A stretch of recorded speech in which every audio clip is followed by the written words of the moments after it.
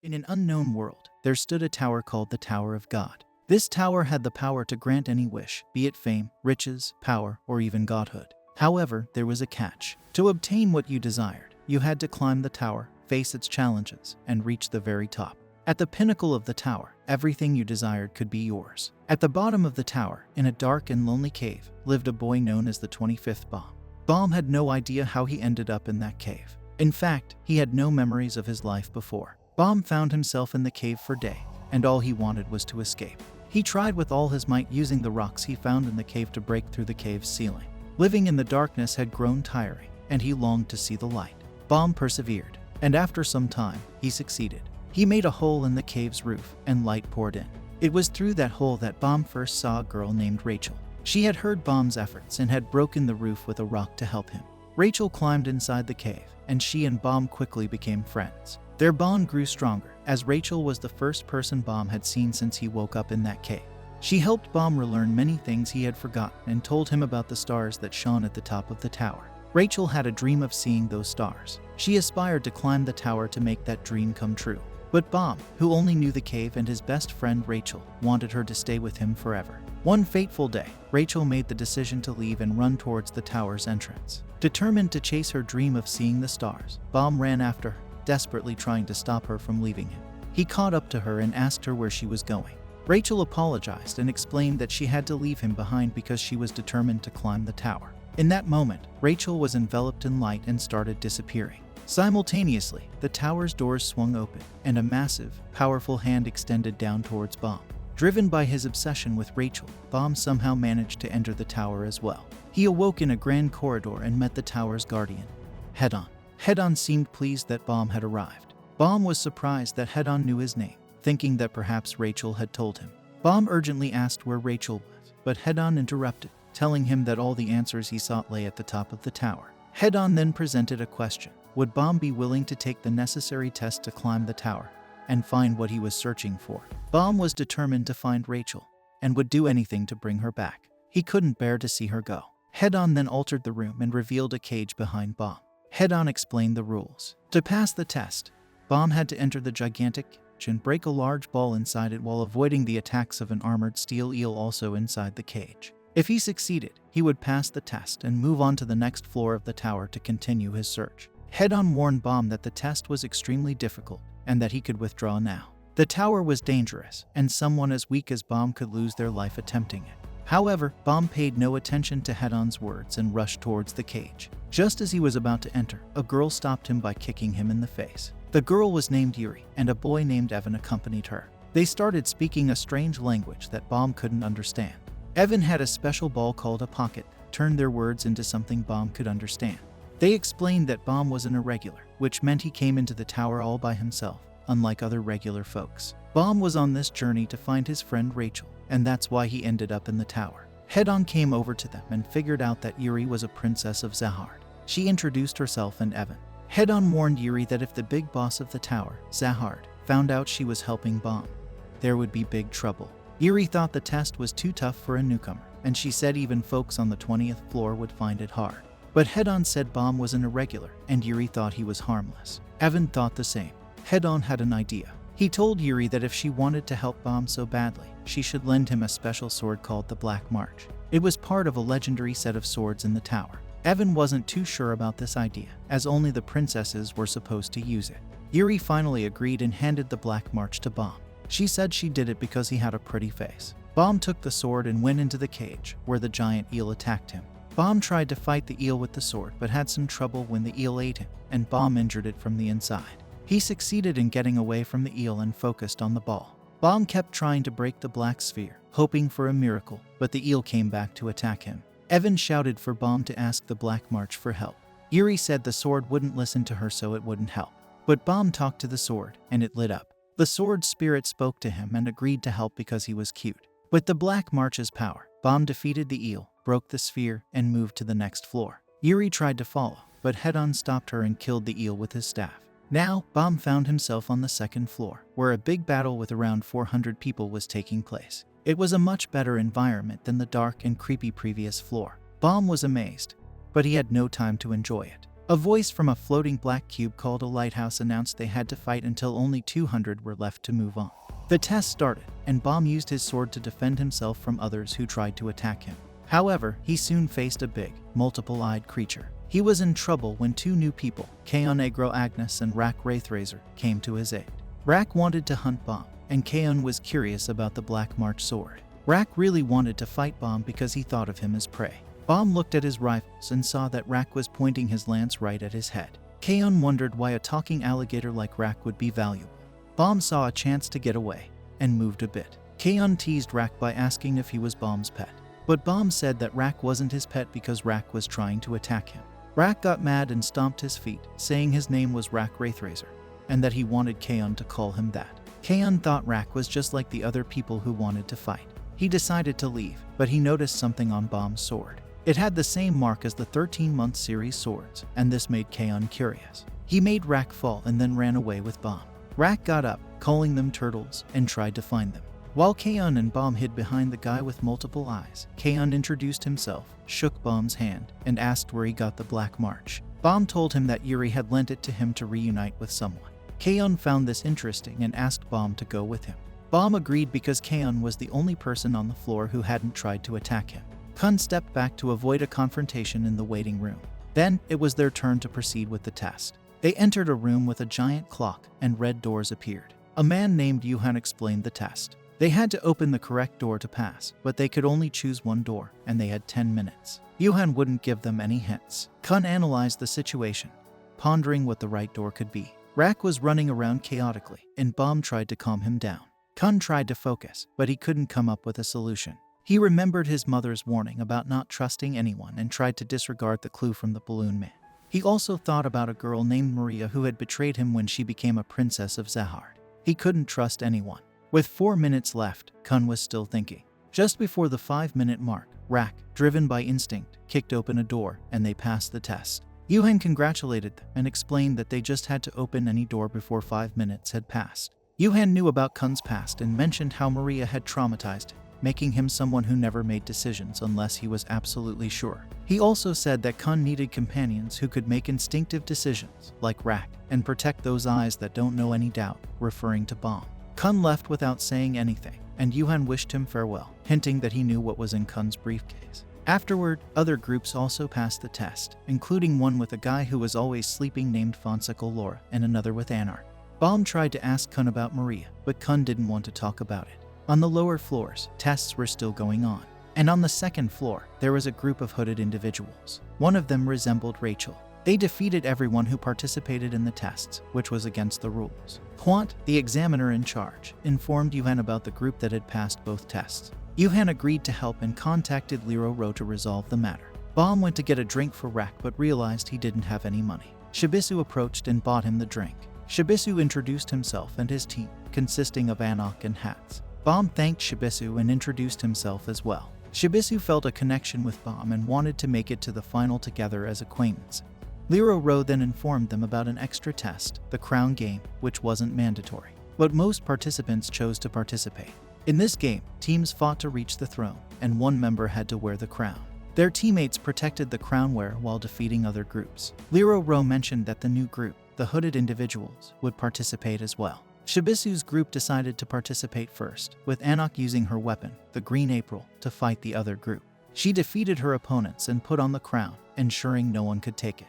Bomb saw Rachel among the hooded individuals in the distance. Bomb was convinced that he saw Rachel and called out to her. However, the girl from the hooded group, who might have been Rachel, didn't respond and remained still. Bomb started to doubt himself, thinking that maybe he was wrong because if it was Rachel, she would have answered.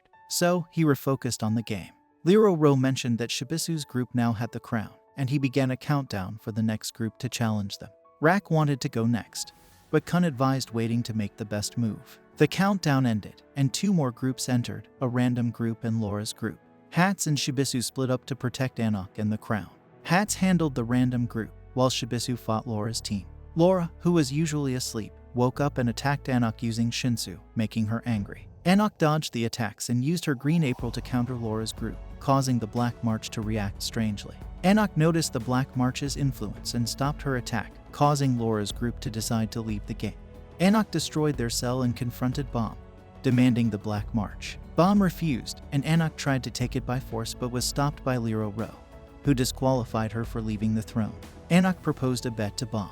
If he won the test, she would give him her sword, and if she won, she would take the Black March. Bomb reluctantly accepted Anak's bet, and the test resumed. As the test continued, more groups entered to fight. Kun managed to take the crown and hid it in his briefcase. He challenged the other groups to try and take it from him, using his briefcase to defend himself. After a series of dodges and maneuvers, Kun revealed a fake crown and placed the real one on Bomb's head, who was sitting on the throne.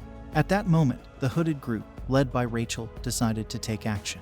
Rachel revealed her face, and her teammate Endorsi, another princess of Zahar, prepared to eliminate all the participants. The battle and the test continued, with Kun revealing his clever plan to distract the other groups while getting the real crown to Bomb. Kun showed his ability to copy objects using his briefcase. When 3 groups decided to team up and attack Kun, they were swiftly stopped by Rak. After a bit of rest, the 4th round began with more groups entering. 2 groups agreed to ally, but the 3rd one chose to attack the 2 groups, defeating them all. Kun revealed that the 3rd group, who didn't ally with the 2 groups, was their secret ally from a previous test, and he had planned this with them.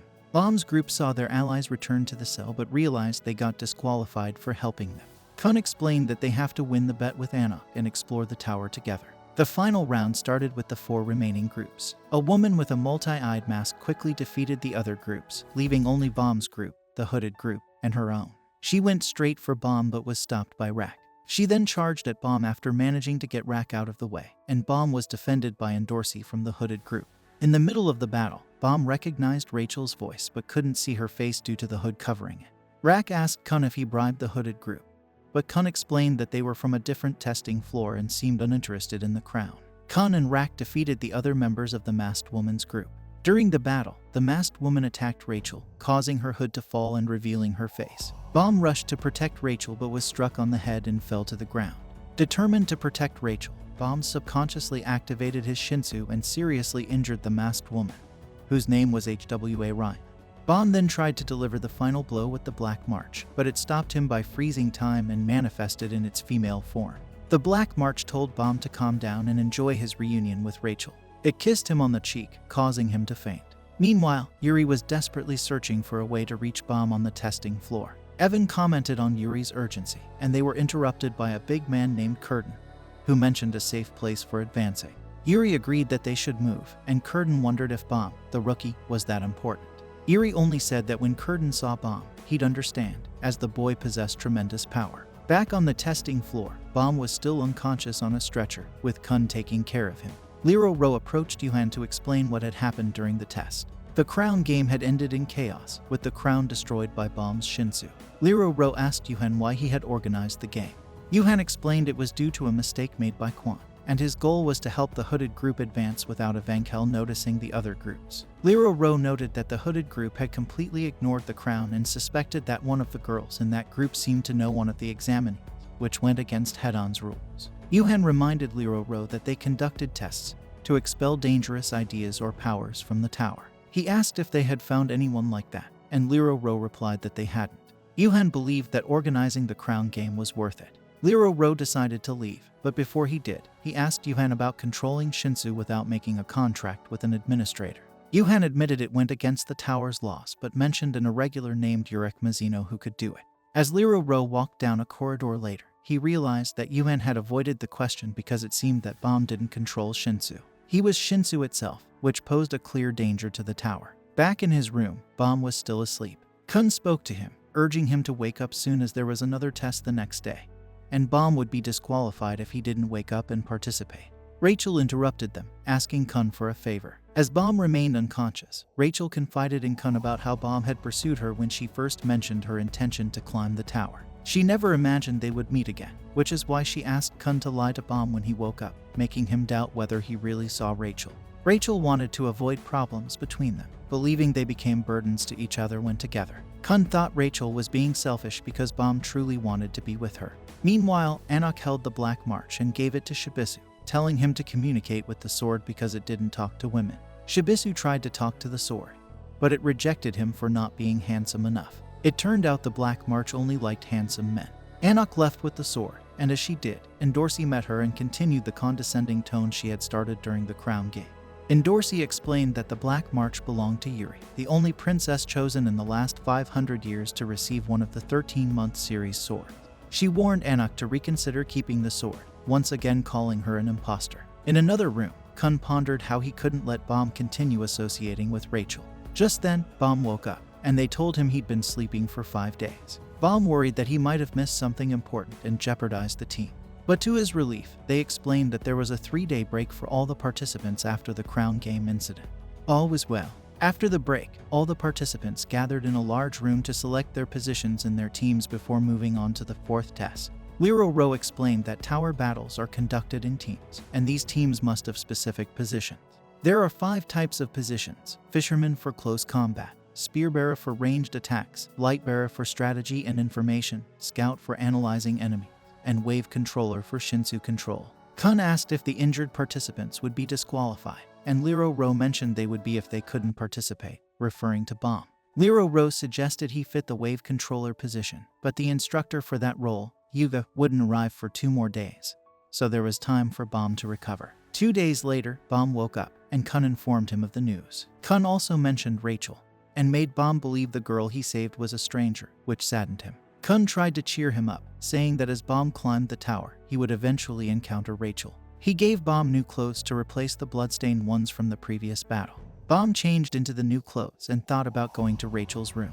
But before he knocked on the door, he decided to leave. After these events, Bomb resumed his life in the tower and attended a class with other participants who were also being considered for the Wave Controller position in their teams. Master Yuga explained that Shinsu was a divine substance that controlled everything.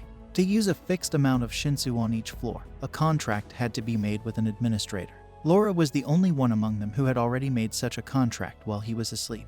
Yuga asked the others to activate their pockets in visible mode to receive the order to make a contract with an administrator. Bomb did so and found himself transported into a dark realm, where a giant snake accepted the contract because it sensed a unique scent on him. This left Bomb completely exhausted, while the others seemed unaffected. Later, Bomb met Hwa Rion, the masked girl whose eye he had damaged. He apologized to her, and she accepted his apology before leaving. Laura and his teammate Ho then approached Bomb. Ho kindly offered his help if Bomb needed it, which Bomb accepted, forming new friendships and acquaintances. Bomb then returned to Kun, who informed him that Rak belonged to the Spearbearer position and was currently in his class for training. In that class, they had to throw a spear at an extremely distant target. One of Rachel's teammates was also in the same class, showcasing himself as a skilled spearbearer and becoming Rak's competition. Following this, Shibisu and Hats approached Bomb with a favor. They needed to make friends with Bomb and Kun as part of an assignment. Bomb and Kun agreed, and they all went to the cafeteria to eat together, and Endorsi joined them, wondering how they could be friends when they were supposed to be enemies. Shibisu explained they needed to make at least 9 friends as part of a test. However, Endorsi didn't believe in friendships between men and women but still decided to join them. Anak arrived, no longer part of Shibisu's group, and commented on Endorsi's fall from grace due to her actions. Bomb noticed the black march in Anak's hand and inquired if Anak and Endorsi were Yuri's sisters as fellow princesses of Zahard. Endorsi confirmed that they were chosen, not biologically related. They were selected from the best families and races as trophies that Zahard flaunted. Endorsi then attended her class for those who qualified as fishermen, a class in which they accumulated points by knocking down rivals, but their lives were at risk. She considered eliminating the others for more points, but Anak attacked her. Endorsi fought back, calling Anak weak for being nothing without the green April. But Anak pointed out that they were all imposters since there were no genuine Zahard princesses. In the Lightbearer class, Kun's task was to gather information. He discovered that Rak had qualified for the next test and tried to find information about Rachel. But the information he found was limited, raising suspicions. Kun also found information suggesting that Anak should be taking the tower's tests right now. But the data he had showed Anak was deceased. The battle between Anak and Endorsi continued, with both throwing participants into the abyss during their pursuit. Anak eventually caught up with Endorsi, but Endorsi halted her with a powerful strike. Endorsi demanded to know who Anak really was, and Anak revealed that she was the daughter of the true Anak, the authentic Zahard princess. Endorsi had realized this during the crown game, which was why she called Anak an imposter. However, Endorsi had stopped pursuing her because she became interested in someone else. Anak shared her past and her mother's tragic fate at the hands of the other Zahard princesses. This led to her desire to avenge her mother by eliminating all the Zahard princesses, starting with Endorsi. An explanation was given about Zahard. who was the first man to climb the tower, becoming the king who founded the kingdom. Women who received Zahard's favor automatically became his princesses. These princesses didn't have to be his daughters. They came from all over the tower. However, the price for the power they received was that they couldn't have relationships with men or have children to prevent the spread of the power given by Zahard. They were like pairs of shoes that no one could use, only admire. Some princesses chose not to obey this rule, like Anak's mother, who had a child and was eliminated by the other princesses because of it. This is why Anak wanted to avenge her mother on the other princesses. After this explanation, the battle between Anak and Endorsi continued.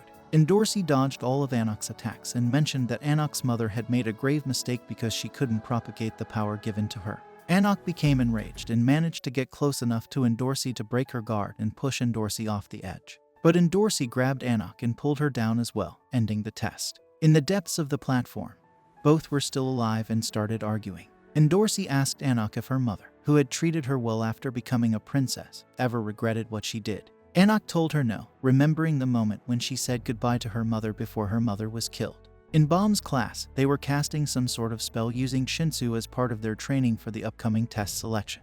Ho, who had believed himself superior to Baum, noticed that he couldn't control his Shinsu while Baum continued to improve rapidly. Laura had taught Baum how to control his Shinsu in return for a favor. Kun arrived and left with Baum, making Ho envious of Baum. Kun told Baum about the fight between Anak and Endorsi, who were both severely injured. He suggested that they probably fought due to their complicated relationship. Shibisu and Hats arrived, and Baum asked Kun to help Shibisu because Baum considered him his friend. In the hospital, Endorsi had a broken leg and mentioned that she ran out of points due to medical expenses. Baum and Hats visited her, bringing her food but only giving it to her if she agreed to become friends with Hats and Shibisu. The condition was that they would provide her with daily food. Endorsi accepted, and Baum and Hats tried to make a similar deal with Anna, who initially refused but was convinced with a chicken pie. Baum, Hats, Kun, and Shibisu celebrated the success of their plan. Later, in Shinsu class, Ho was still envious of Baum's sudden improvements and suspected he might be hiding something. After their training, Ho received a letter with instructions on what he needed to do to reach the top of the tower. Liro Ro had a meeting with Yuhan, who informed him that he wouldn't be in charge of the next test and would be replaced by Quan. Liro Ro accepted this decision, even though he found it strange. Later, Liro Ro gathered all the participants to explain the next test, called the joint test, which involved a game of tag. Rack and Rachel's partner wouldn't participate because they were the only ones who passed the previous test. The participants would be divided into two teams, and Kun realized he was in Team A, while Baum was in Team B. The test involved two pursuers called it, one of them being Quan. The objective was for their teams to either reach the end goal or steal Quant's insignia. The winning team would receive points, but they'd lose if Quant took their insignia. The participants were taken to the circular building where the test took place, and Tima was already present. Kun acted as their leader, explaining his plan to lure Quant.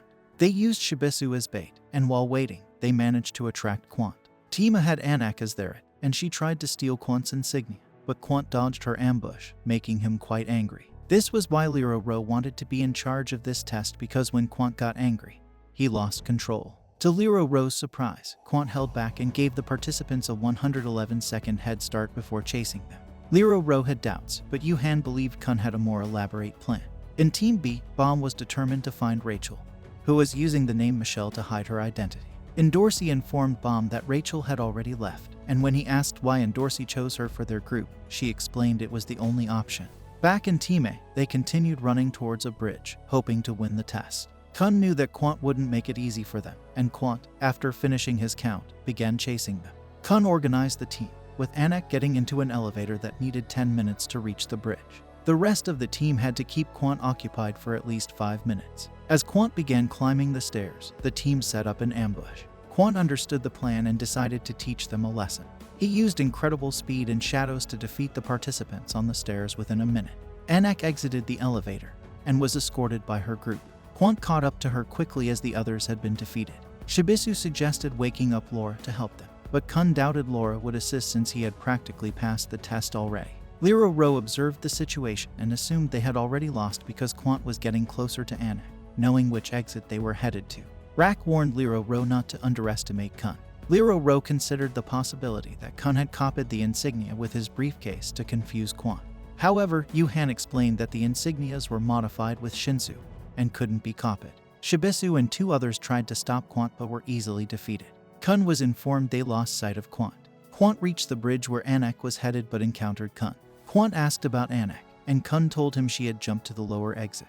However, Quant didn't believe him. Kun claimed that Anak was running towards the exit. To deceive Quant, Anak hid inside a blue cube called a lighthouse, controlled by Kun. Kun tried to trick Quant into jumping off the bridge. Quant realized Kun was hiding something, so he decided to jump off the bridge while holding on to Kun. As Kun fell, he released his grip, allowing Anak's sword to save him. Quant fell to the ground alone. Anak climbed back onto the bridge, close to the finish line. Bomb watched with his team B, feeling excited about Kun's apparent victory. However, the rest of his team looked at him strangely because Team B couldn't pass if Team A won. But Bomb was just excited for his friends. Anak was about to cross the finish line. But to her surprise, Quant was waiting there and swiftly grabbed her insignia, declaring Team A as the loser. Team B celebrated because now they had a chance to take the test. In another room, Kun pretended to apologize to Team A for not being a good leader, but it was all part of a plan to save Bomb from disqualification. During the test, with Laura's help, Kun had gone to find Quant and helped him climb up the bridge again to catch up with Anak. Meanwhile, in Team B, the members argued about who should be the leader, and Endorsi volunteered and was accepted as the leader. So, Team B attempted a strategy similar to Team A, moving the insignia toward the bridge.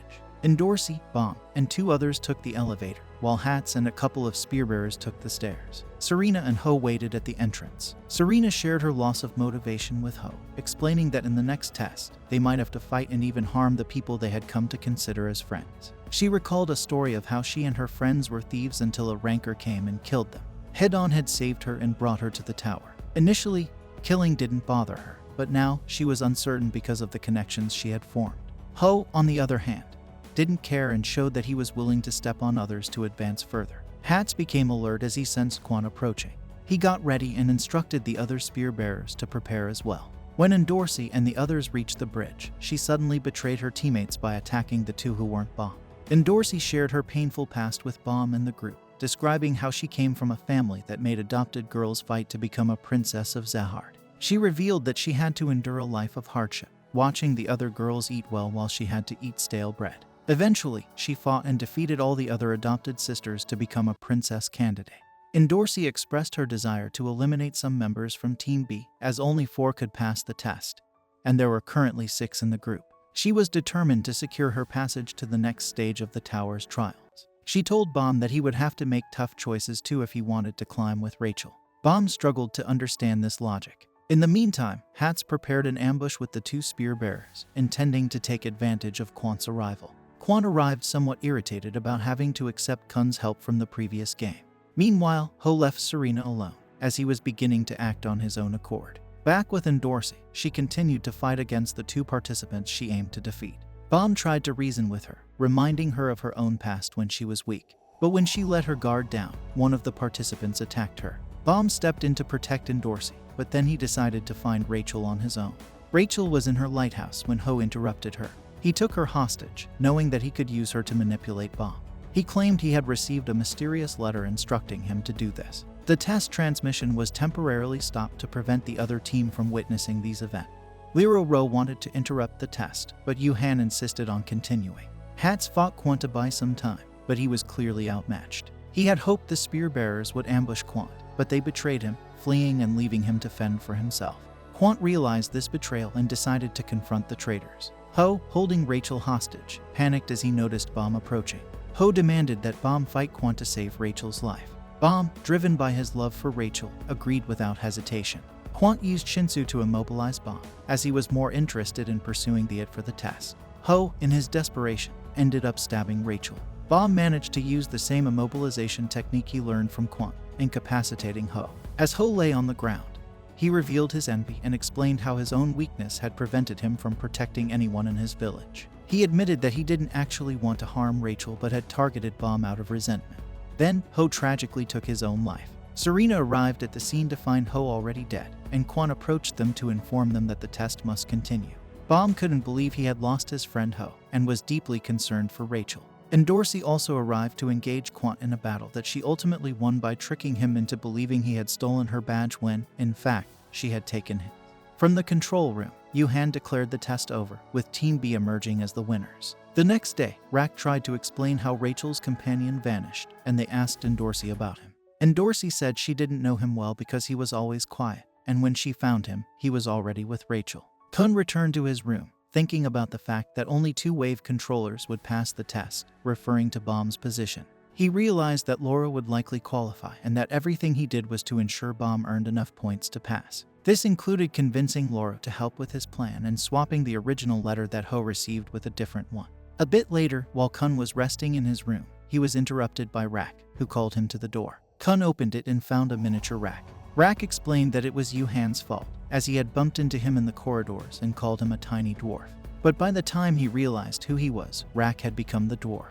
Rak asked Kun for help to grow back using his magical briefcase, but Kun told him it didn't have that function. Rak then wanted to go see Bomb, but Kun advised against it.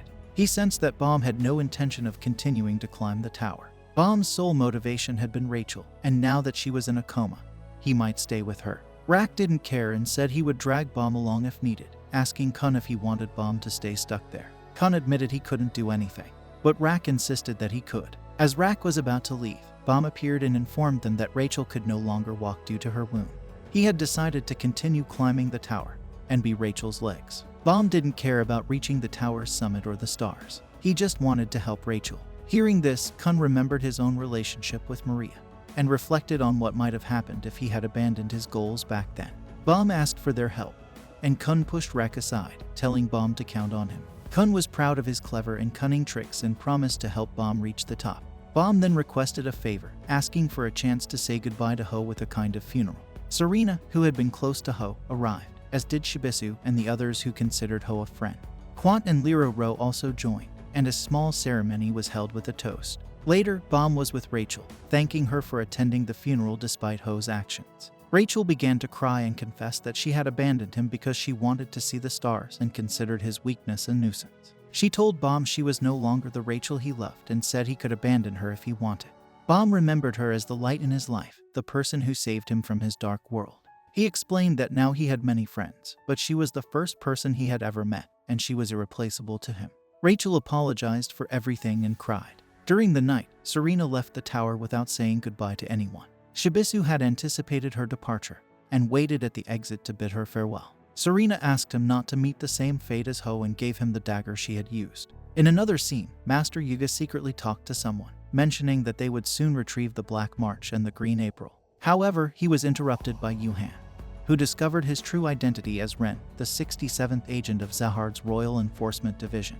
Yuhan offered to help Ren complete his mission, as he considered Anak a threat to the tower's rules. Meanwhile, Kun met with Liro Ro and informed him about the letter given to Ho. He explained that the letter was delivered before the teams were formed, indicating that the sender knew the participants' positions, specifically that Bomb and Rachel were on the same team.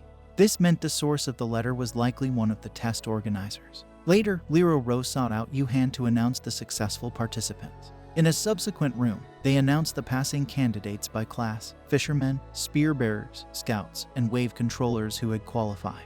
Rachel was also listed as a light bearer, but due to her injury, she was disqualified. When one participant complained about the results, Yuhan subjected him to a pain tolerance test. Kun, who was bold and confident, expressed his dissatisfaction and was called forward. He asked for Rachel to participate in the final test, but Yuhan explained that due to her condition, it was impossible. Bomb decided to speak up, revealing himself as an irregular. Yuhan asked Bomb to accompany him somewhere, while the others debated their decision to collaborate with Bomb. Bomb was escorted by Yuhan. The majority chose to help Bomb as they waited for his return. Bomb stood before the administrator and requested permission for Rachel to continue participating in the test. As Bomb and Rachel entered the Shinsu bubble, they knew they were the prey in the underwater hunt test. The others had become hunters. Net dolphins, which looked like seals, would fish once a day for their queen by creating a Shinsu net. Bomb and Rachel's bubble had to be caught in this net and then spat out by the queen, which would mean they passed the test. The hunter's task was to protect the fish collected by the net dolphins from goblins, who used worm-like creatures as vacuum cleaners. Allowing the goblins to steal the fish would result in failing the test. Striped pig-like creatures in the area could scare away the goblins, but participants had to keep them near the net dolphins or use them to distract the goblin. Lastly, a terrifying monster known as the bull roamed the area, and they had to avoid it at all costs. The test began, with Bomb and Rachel inside the Shinsu bubble. The seals entered the water, while Hatz's group watched over the goblins. Rak and the spear-bearer group waited above, ready to join the fight when needed. Shibisu's group guarded against the pigs, and Kun observed from the lighthouse. Endorsi's group, which was getting closer to Bomb, also started to move. Bomb talked to Rachel about Yuri, mentioning that she was the princess who lent him the sword. Hats informed Kun that his companions had disappeared. Shibisu found himself facing the bull, which was devouring a participant. He tried to get its attention, but it wasn't easy. Eventually, he jumped onto the bull with Serena's dagger, trying to attack it. But it was futile. Anak arrived to fight the bull, and Endorsi also joined the fight. They made a bet: if Anak defeated the bull, Endorsi would become her servant for life. If she lost, Anak would surrender the Green April to Endorsi. Simultaneously, Rak received a message from Hats about the goblins' movement. There were more goblins than expected. Kun instructed Hats to find out their destination, and Rak's spear-bearer group prepared for a surprise attack. In the Shinsu bubble, the net dolphins were forming their net. Kun, unable to see the depths, relied on Neri, who was on the surface with Laura. Neri controlled divine fish with Shinsu to help Kun locate an underground path. Endorsi continued her battle with the bull but hadn't defeated it yet, and her turn was almost up. The monster captured her, but she managed to break free. The bull let out a loud scream and fled. Anak kept searching for the bull and came across Ren. Anak tried to ignore Ren, but when he mentioned her mother and showed her mother's necklace, she stopped. Ren introduced himself and admitted to being the one who killed her mother, shocking Anak. Meanwhile, the goblins continued advancing. Rak asked if they could attack, but Kun stopped him. He had another plan thanks to Neri's abilities. Anak attacked Ren to take the necklace back, but Ren defended himself and wounded Anak, stabbing her through the abdomen. Then Ren took the Green April and handed it to Endorsi, telling her to kill the imposter, Anak, and redeem herself. This specific test was designed to eliminate Anak since her birth went against the tower's rules. Endorsi was given the Green April to carry out this task. As Hats tried to remain hidden from the goblins, he and one of the spear-bearers were discovered, causing their plans to go awry. Endorsi approached Anak not to finish her off but to return the Green April and receive the Black March. They planned to confront Ren together. Meanwhile, Shibisu continued to search for the princesses, and, while shouting, encountered Yuri. Rak grew tired of fleeing from the goblins, so he decided to confront them. Back with the princesses, they managed to subdue Ren. However, when Endorsi lowered her guard, Ren attacked her and then Anak, leaving Anak wounded. Yuri arrived at the scene, surprising Ren. Ren introduced himself, and Yuri saw her sword on the ground and decided to take the job of recovering the swords into her own hands. Back with Rak, he and the other spear-bearers got surrounded by multiple goblins. Laura used his powers to make his companions float in the air to protect them. Goblins were now fighting against pigs led by Neri, Laura, and Kun. Everyone thanked Kun, who decided to take a break. Suddenly, someone very similar to Kun, Hatchling, appeared. He was Kun's relative, and he had been accompanying Yuri on her journey along with Evan and Curtin. Meanwhile, Yuhan watched the tests with Liro Ro and Quant and realized there was an infiltrator. When they tried to identify the infiltrator, the signal was cut by Hatchling. Liro Ro found Yuhan suspicious for staying calm during this situation. Hatchling spoke with Kun, but Kun wasn't particularly interested in what he had to say. Hatchling offered to take Kun to see Princess Maria, but Kun declined the offer. Evan and Curtin rushed to find Yuri, even though she wasn't in trouble. They needed to be by her side. On the way, they were interrupted by Yuhan, who invited them for coffee and raised several questions. However, Evan got straight to the point and told Yuhan they were there to retrieve the Black March. Yuhan understood and maintained a neutral stance. Meanwhile, Yuri effortlessly defeated Ren. Just as she was about to kill him, Evan communicated with her through his pocket, telling her she couldn't help Anak. Yuri stepped away from Ren, and Curtin eliminated him. As Kun rejected an offer to see Maria, Hats tried to help him fight Hatchling, but Hatchling dodged the attack and withdrew. Hats sensed that something bad was happening, as Kun usually didn't rest when his friends were in danger. Ren lay defeated.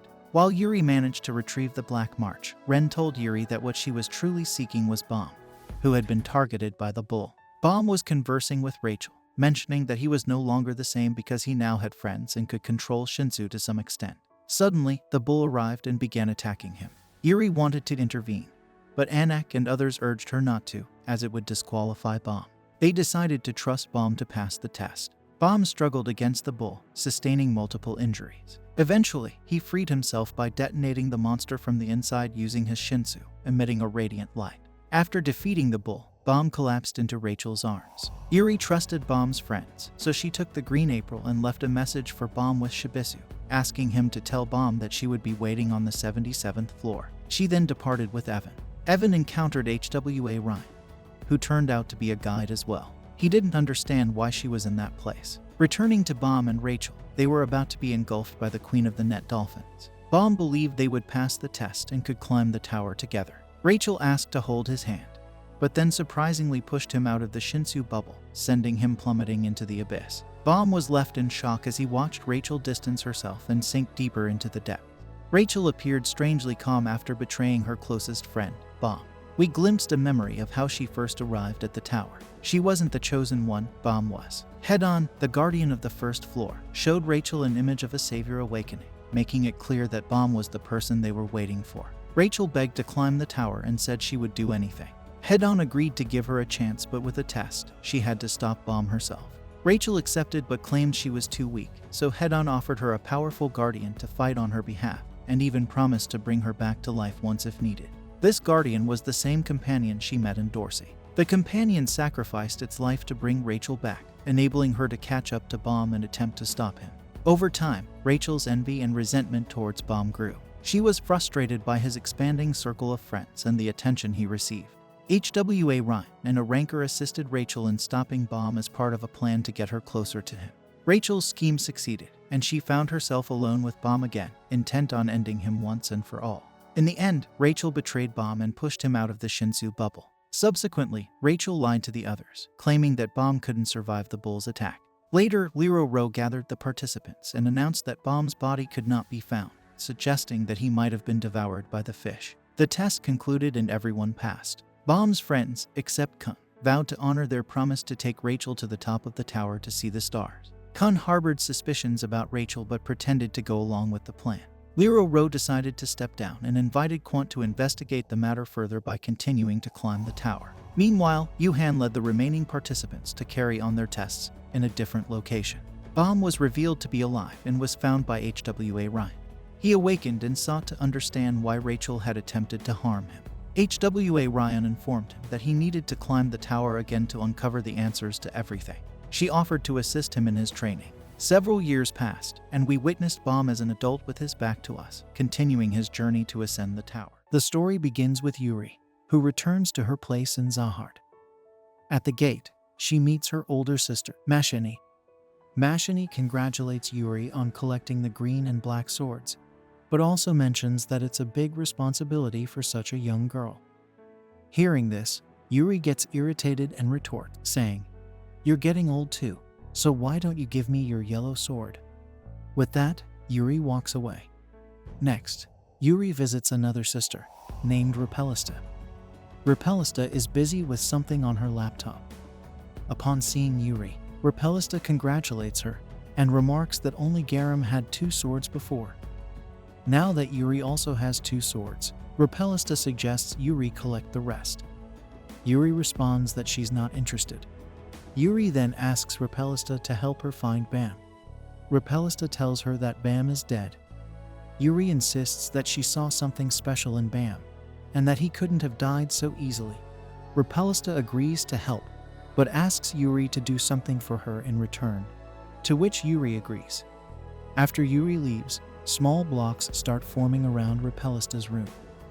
Repelista remarks that the Zahard prince is finally returning. In the next scene, we shift to the 20th floor of the tower, where the next test for those climbing the tower will take place. To advance, participants must achieve at least an E rank. The test participation fee is very high, so not everyone on this floor can afford it, leading to many staying behind to gather money, which results in frequent fights and thefts on this floor. This test is known as the Gate of Heaven, where climbers risk everything.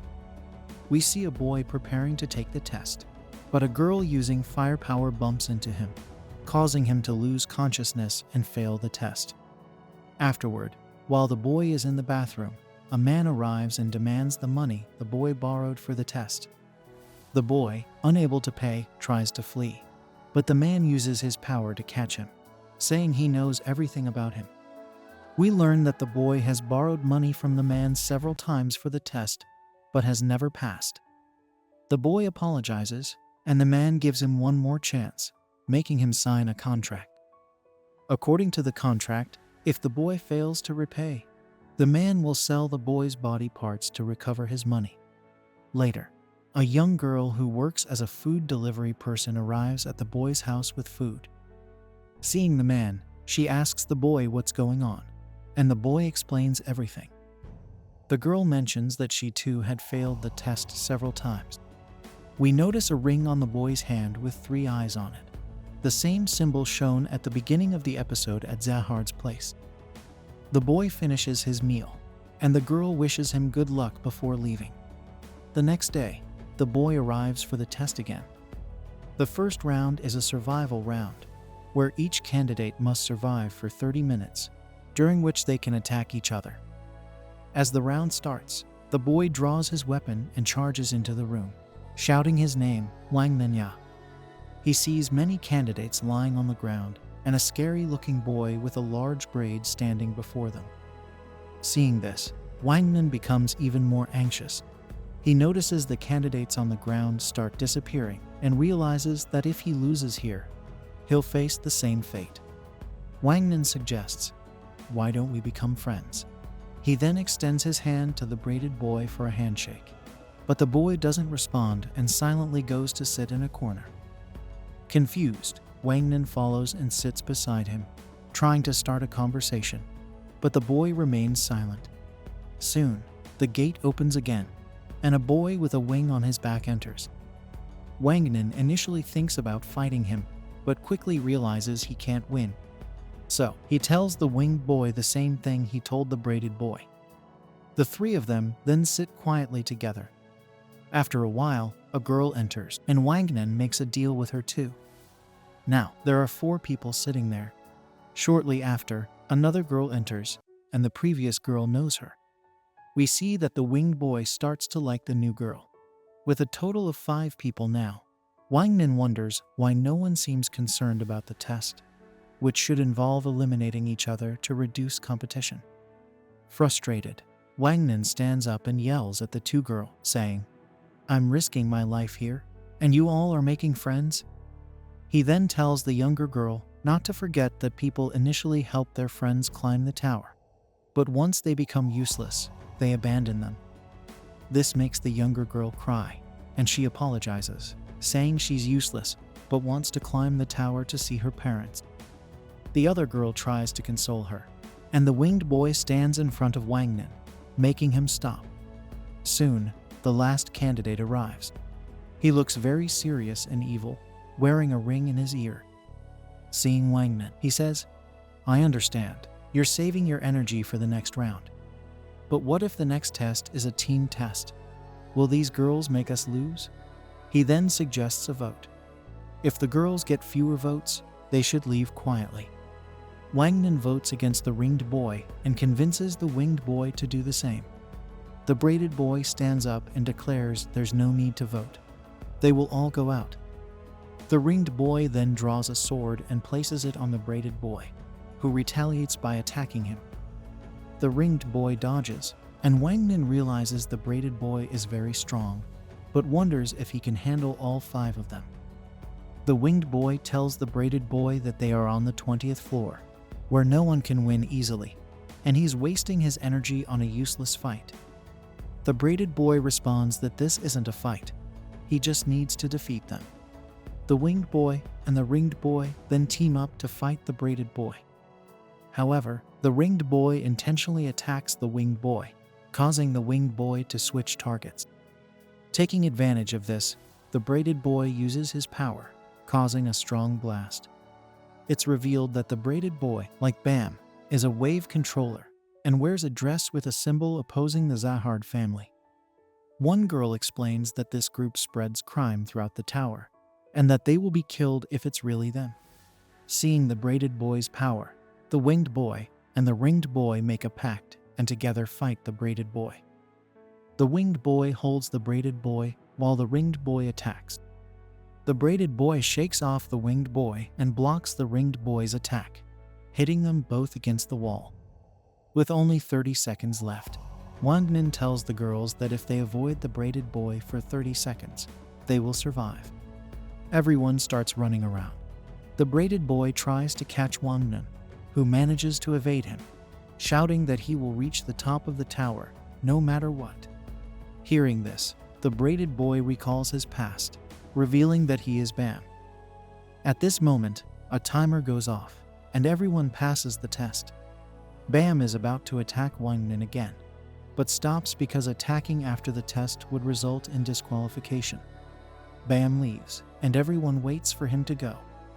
In the elevator, Bam thinks about Blood and Rachel, ending the episode. If you enjoyed it, then don't forget to like, share, and subscribe to our channel for more anime recaps.